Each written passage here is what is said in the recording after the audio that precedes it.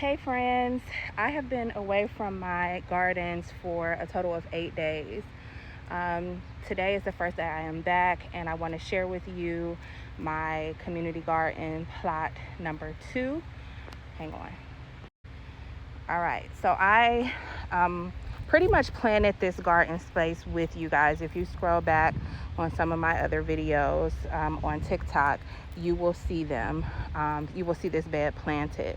However, today I harvested most of my Romas. These 3 here are La Roma 3s.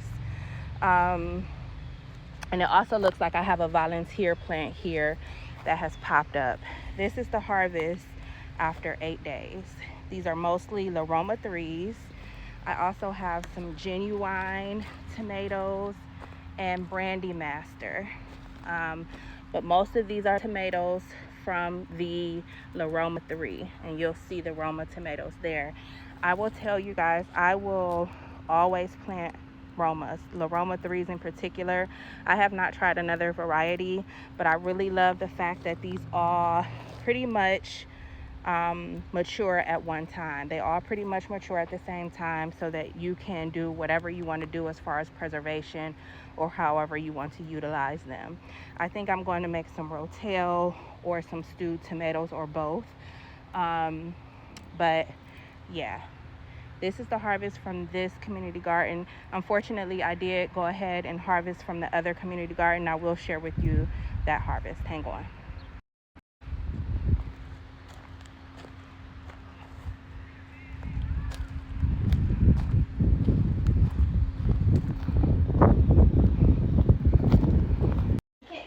All right, guys, these are the tomatoes that are ripe. These are the ones that are ripe that I'm going to process today. I'm just soaking them in some apple cider vinegar. I'm going to add some baking soda just to make sure they're clean, because we've seen a large amount of tomato hornworms, and I will insert a picture. We probably, not exaggerating, got about 12 very, very large hornworms off of my tomato plants that were absolutely decimated. So I did what I could. These are the ones that are ripe. These are the gigantic squash that I got from my community garden. You guys, my house is a mess, so just excuse the area. These are my banana peppers. I'm going to process those. These are some of the cherry tomatoes that I harvested. I did not do my second floor, my balcony tomatoes yet. These are the eggs that my son collected while we were gone. These are the Roma tomatoes that you saw from the community garden and from my house. These are the ones that I'm going to let ripen a little more. Some of them are in the sink soaking, the ones that are ripe. But I'm going to let these ripen for 2 or 3 days, and then I'm going to process those. These are my slicers.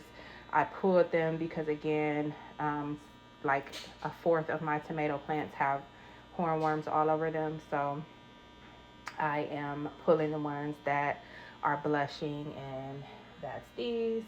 Excuse the lemon, but these are the tomatoes, and yeah, so stay tuned. I'm going to do either rotel or stewed tomatoes tonight.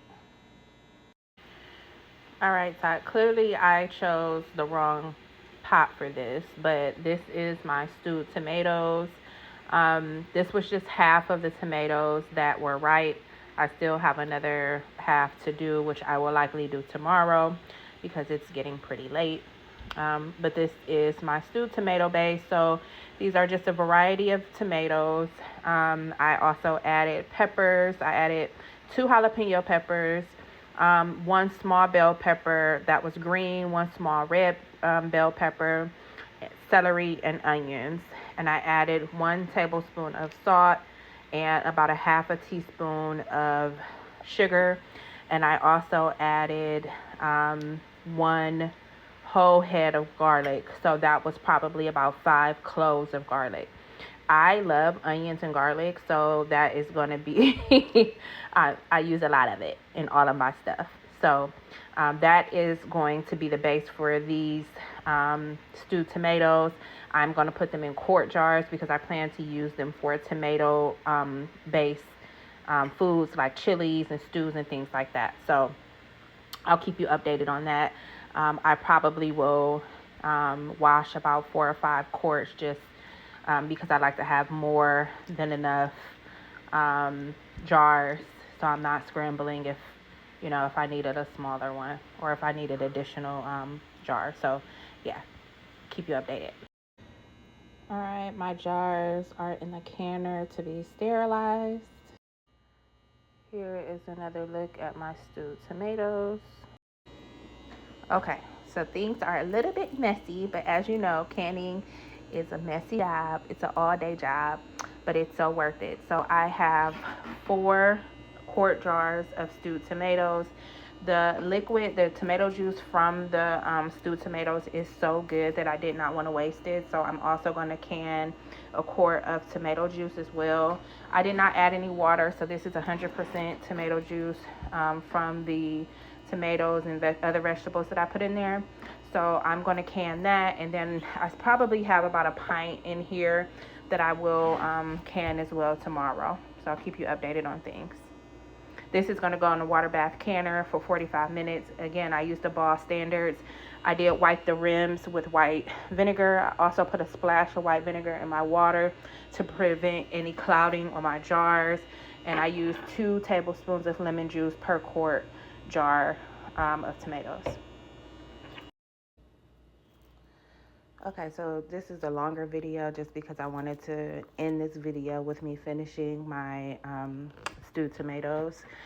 All right, so the tomatoes are done. This is the next day.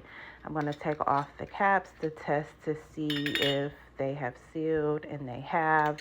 I also went ahead and did the 2 jars of tomato juice. So this is one of the jars of tomato juice. I did not strain it, so it definitely has some texture to it, which is fine because again, I'll use this for my soups and stews.